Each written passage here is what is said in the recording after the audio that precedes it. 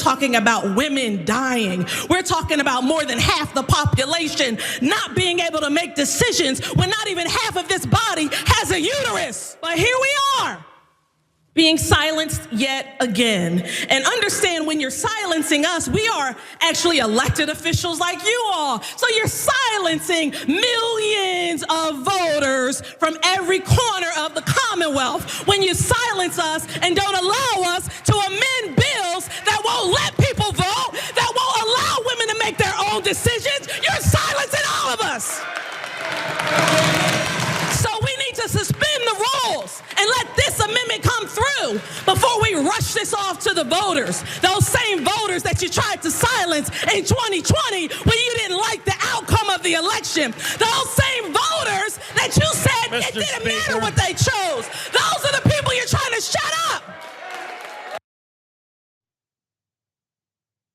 We need more leadership like this. I'm going to give you the background to the specifics she's referring to.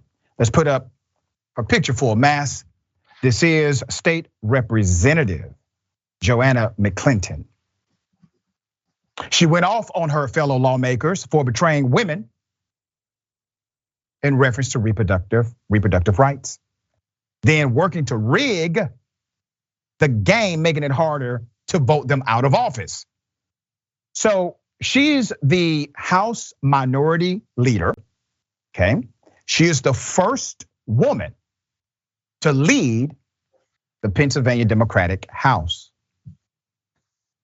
So what was the outrage for?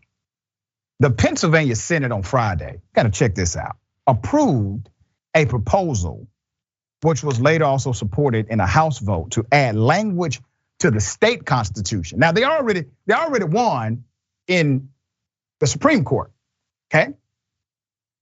Republicans don't take a victory lap. They want to win and double down and take more rights away from women in their own state. All right, so to add to the state constitution language explicitly that the document does not guarantee any rights relating to abortion or public funding of abortions. Now, this is really ironic. So the Constitution, a state constitution, is meant to say, here are the rights that you have, okay? They're creating a dynamic of their constitutions to guarantee that you have no rights in a particular area. You see the irony here, okay? That's what they're using. They're weaponizing their constitution. So she was upset, rightfully so. The proposed text states that the policy of Pennsylvania is to protect the life of every unborn child from conception to birth. It does not list any exceptions. It also asserts that nothing in the state constitution requires taxpayer funding for abortion. And last minute addition to that legislation also now requires voters to show identification at polling places, not just when they registered to vote, which is actually the current law. So they do the good one too, right? Once again, adversarial to the general sentiment of Americans.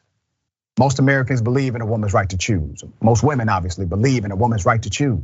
Most Republicans, ironically enough, believe in a woman's right to choose. However, the power structure of elite political classes have deemed otherwise.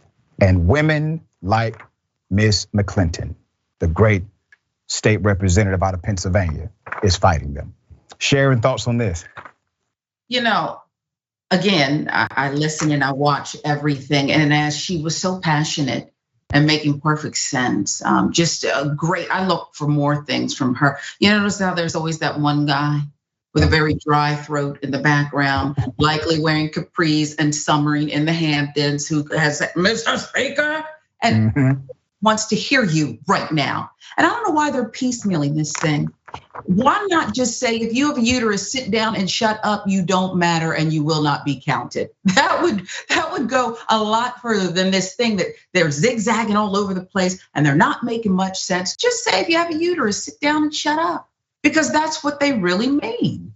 Yeah, and I really believe that at some point in the very near future, there's going to be some lawmaker who presents a case that women should not serve in political office and cite the foundational principle of this country, which did not allow women to seek political office.